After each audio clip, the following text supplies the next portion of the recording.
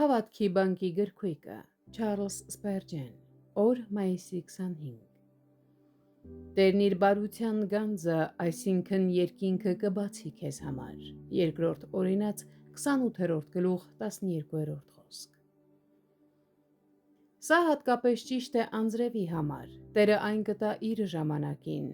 Անձրևը խորհրդանիշն է այն բոլոր երկնային թարմացումների, որոնք Տերը պատրաստ է շնորհել իր ժողովրդին։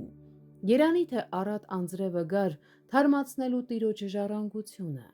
Մենք ասես կարծում ենք, թե միայն Եղիայի նման մեծ մարգարեն կարող է բացել Աստծո գանձարանը, բայց դա այդպես չէ, քանի որ այս խոստումը Իսրայելի բոլոր հավատացյալների համար է, իրականում նրանցից յուրաքանչյուրի համար։ Իմ հավատացյալ բարեկամ, Տերը քեզ համար կբացի իր գանձարանը։ Դու նույնպես կարող ես տեսնել երկնքի բացվելը, ձեռքդ տանել դեպի վեր և վերցնել քո բաժինը, այո, և բաժին քո շրջապատի բոլոր եղբայրների համար։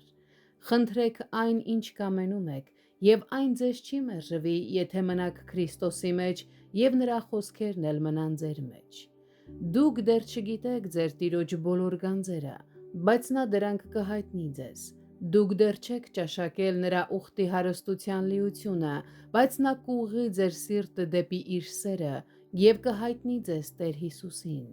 Միայն Տերը կարող է դա անել ձեզ համար։ Բայց ահա նրա խոստումը, և եթե դուք ուշադիր լսեք նրա ձայնը և հնազանդվեք նրա կամքին, նրա փառավոր հարստությունը Հիսուս Քրիստոսի միջոցով կլինի նաև ձերը։